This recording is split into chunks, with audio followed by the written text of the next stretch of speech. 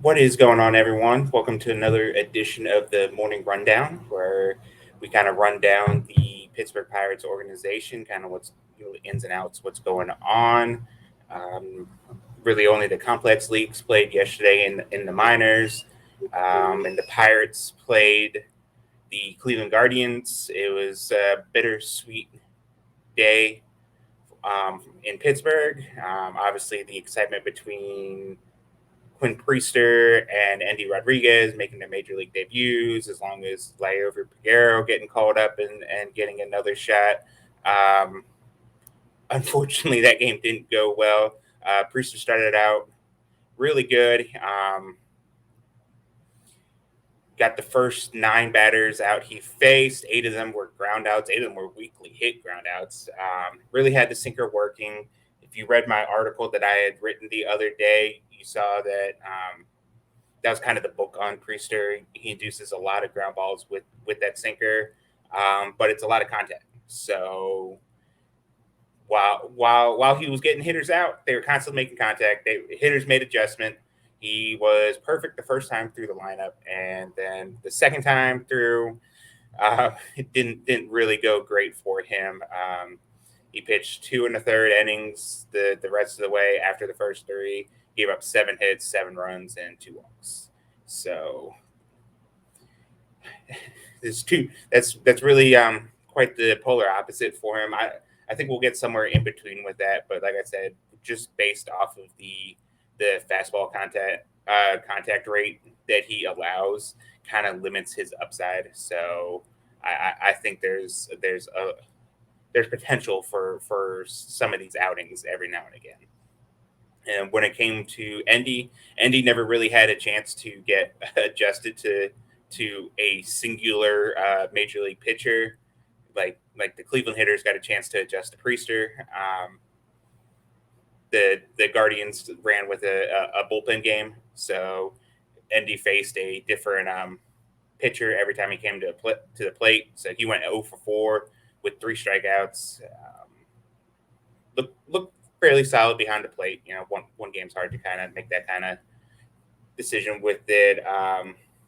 So yeah, not exactly the kind of start you would want from their big prospects, and it's a big special day and everything like that. But it was one game.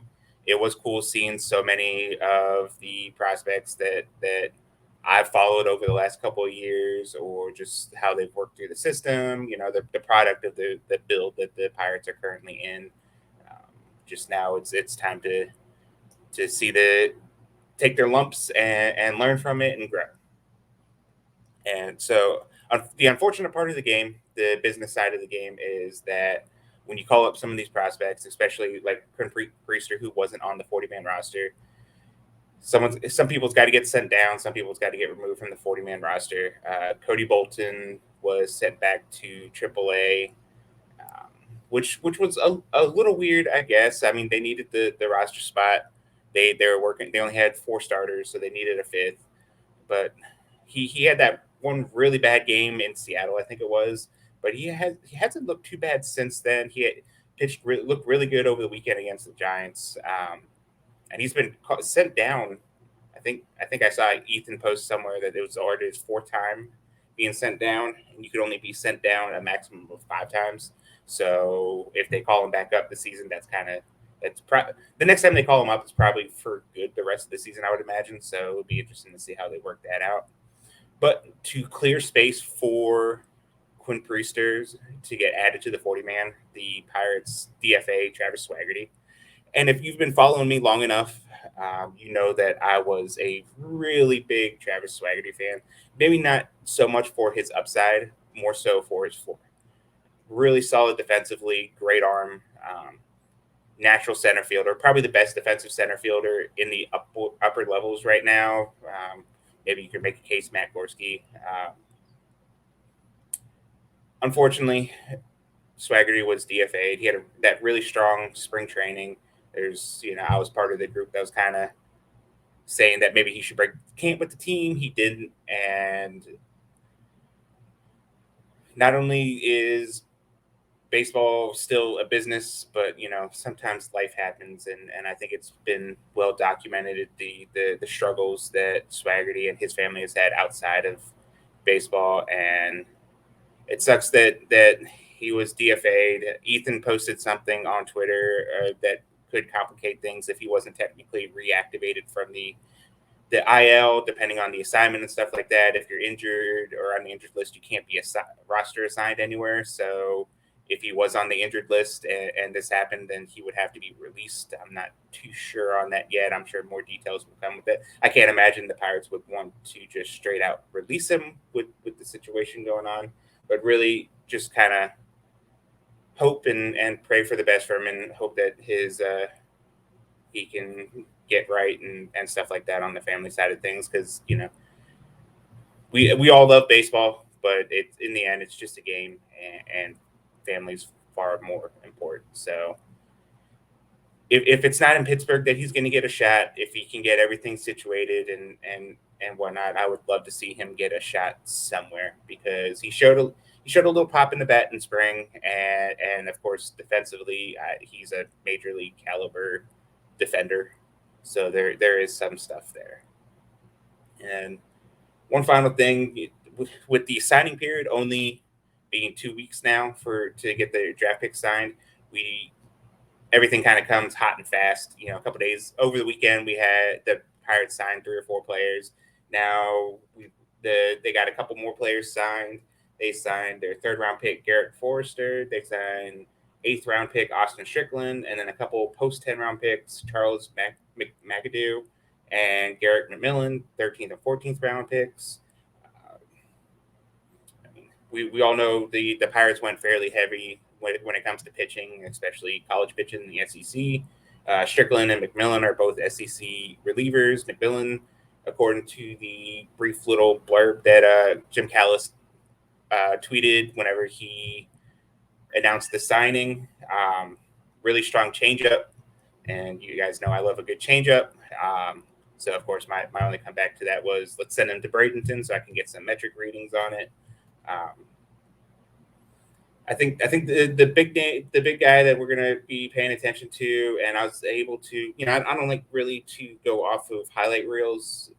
Obviously, they don't paint the whole picture on it, but reading a little bit more on Garret Forrester and out of Oregon State, and watching the very limited video that was available for him on there, looks like an intriguing bat to watch. Callis mentioned that there's some untapped power potential, and I did notice a couple of the video highlights that was available.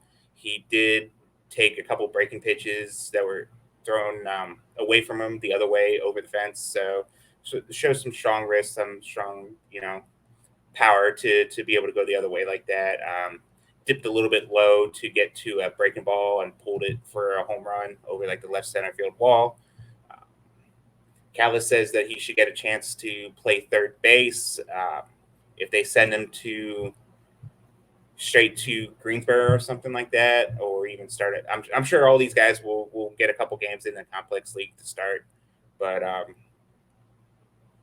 think Forrester's a guy who, coming from the Pac-12, Pac-10, Pac-12, I don't know what it's called now, could probably send him straight to Greensboro. I don't think there's much there, as opposed to right now when it comes to the hitting prospects, not really much holding back from starting to get some of these guys moved up and moved into the system. So he's a guy, I'm more of, I think it's well documented that I'm more of like a pitcher guy, that I like watching, I got to think for pitchers and whatnot. But when it comes to hitters, and when it comes to the few hitters that we took, I'm pretty excited to see him get going in the system, and to see if he can add a little added power in the system. Because we got Mason Martin and Matt Gorski, who even Chase Bowen, who pretty well known when it comes to power hitting, but there isn't too much left in the system right now when it comes to that, especially that you can rely on to make consistent contact. I think there are a couple other guys too, like in Bradenton, who, Tamar's making pretty good contact right now, but there's not a lot of people who you can count on to make consistent contact and hit for power right now in the system. So if he's the guy who already has a pretty strong hit tool and maybe has some power potential that he hasn't started tapping into. I think that would be pretty intriguing to watch. But anyways, since it's Tuesday, we got a whole week's worth of minor league games getting ready to start. All 4 teams will be on stream. Stay tuned. I mentioned it yesterday, but I did start a Substack. It's called Bucks on Deck. If you want to go ahead, I'll have the link again in the description here. Go ahead and follow that. Go ahead and subscribe. There's a free and premium issue editions available. The premium will be for like my top 30 rankings, and that eventually will come out probably at the end of the season. And then my usual like breakdowns and stuff like that I've always done. But the link will be in the description here. As always, like, rate, subscribe. You guys have been doing great with that, commenting, getting involved with the conversation and stuff like that.